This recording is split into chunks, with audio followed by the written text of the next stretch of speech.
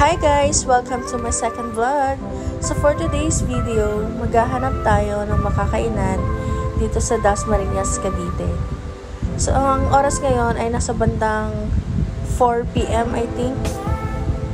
Ayan. So yan, bilangin niyo yung soha sa video na to kasi for sure makabilang kayo ng more than 10 times na so. Yan. So, manao kasi ako.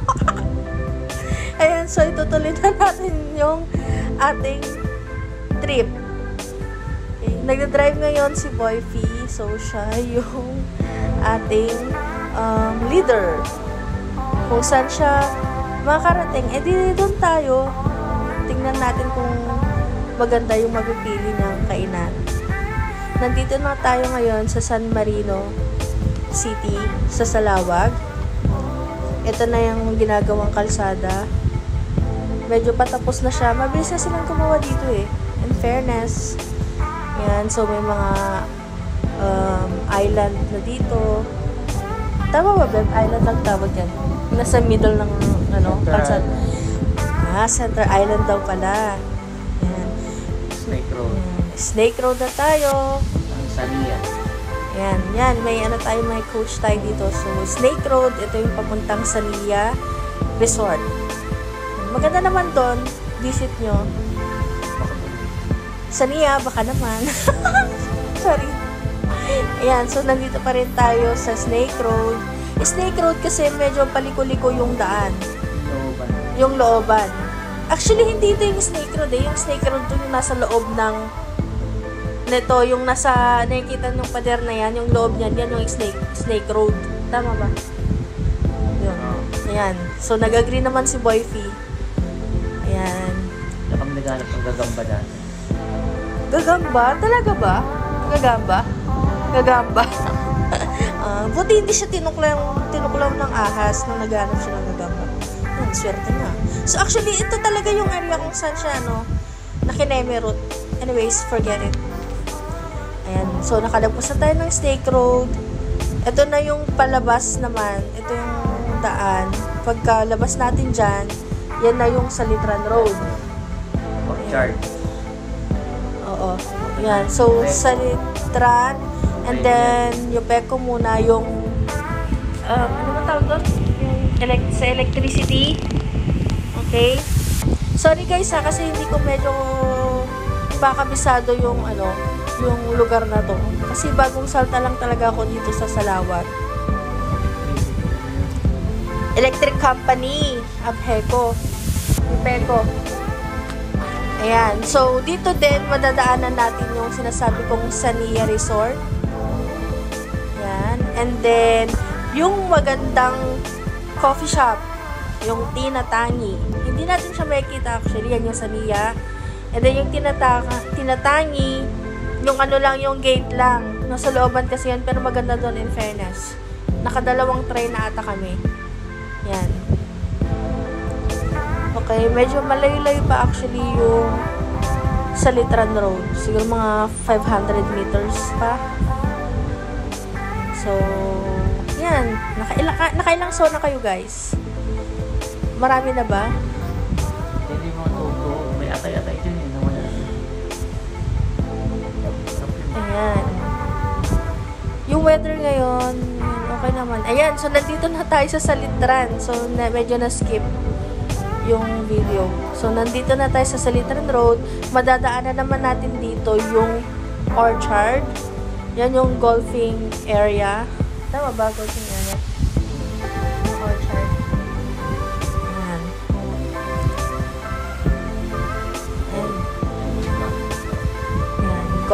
Orchard Golf and Country Club. Medyo mabilis si Boyfie. Kaya, pero hindi niya naririnig yan na medyo humihiyaw ako. Kasi naka-silent mode nga yung original sound. Pero, sa sobrang bilis niya, medyo napapahiyaw na. At napapatunog. Talaga ba? Ayan. Asan na to? Parang pabalik na tayo. And sa Orchard pa rin to. Di ko lang sure kung na-video ko din yung part nung sa may Aguinaldo Highway. Pero let's see. Ayan. So, yan. Enjoy nyo muna yung view. Pero dito, Beb, no, walang masyadong, Center Island.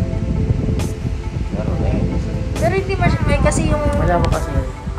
Okay. Medyo national road kasi. Okay. Maluwag nga yung kalsada dito. Pero medyo bumpy siya, no? Medyo bumpy. Okay na din yun para hindi magmabilis yung mga nagmumotor. Kung magmabilis sila, hindi matampa sila. Diba? Tama ba? Hindi naman. Sakto lang, yan. Ayan daw. So, kung mabilis silang mag-drive, hindi mabilis silang makakarating sa paroroonan nila. Yan. You're right. So, ito na yung The Orchard Golf and Country Club. So, yung right side is yung yan. So, nandito na ba? Hindi napakita talaga. Actually, na-skip or hindi ko na siya na-video kasi medyo napagod nangalay na akong maglakad. So, nakarating kami. Oo. Bago tong, yung favorite naming samgipsalan dito sa may Salawag, yung Soju Bay. Siguro naka 10 times na tayong kain dito, pero suki na. Kasi, naman, ang tawag nito, legit naman na masarap and sulit. Maraming serving. Tsaka, at the end, may palibreng ice cream. So, prior to this, samgipsalan, may pinuntahan kami isa, pero hindi ko masyadong trip. Actually, yung bungad nun ay yung sa tarp nila, like 199 yung nakalagay. Pero, pala, yung basic lang yon. And then yung add-ons is babayaran. So, hindi ko yun, natripan. Pero, feeling ko naman, hindi naman sila kikita pag gano'n lang yung presyo. Diba? So, ito kasi, yung Soju Bay, subok na kasi namin to. Yan.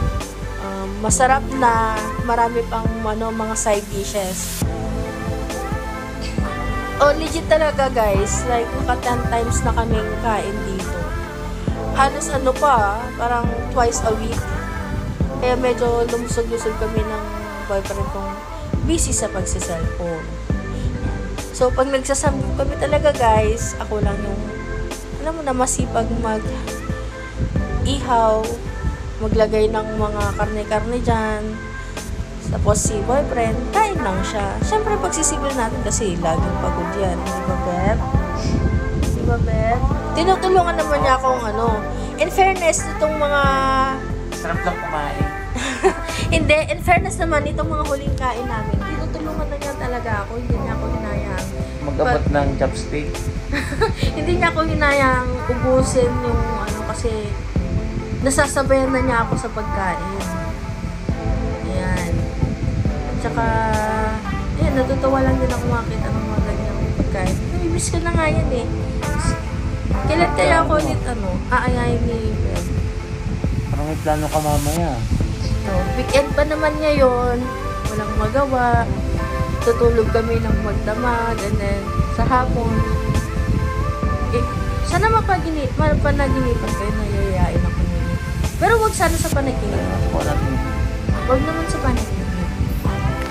Diba? Ikaw nga, Beb, mag-pledge ka ngayon. Hindi ka na mag-pledge. Ano ba? Nagutom tuloy ako. Nagutom ka ba? Kaso busog na ako. Dami na nakain. May noodles naman tayo dyan, ha? Ayan. Diba, ang sarap, guys. Ang dami niyan. Pero nakakaubos lang kami dyan ng... Yung unang servings kasi, 5 na tray ng pork. Tapos yung isang set or yung 5 na tray is beef. So, pag naubos namin yan, siguro nakaka-request na lang kami ng ng dalawa or tatlo. Isang pork, tapos dalawang pork, tapos isang beef. Tapos, ayun na. Oo, yung may inuki. Pero, sulit na, guys. Never mo lang isipin yung, ay, parang ang kunti ng nakain namin. Pero, hindi. Nabusog naman, kaya Ano po kailangan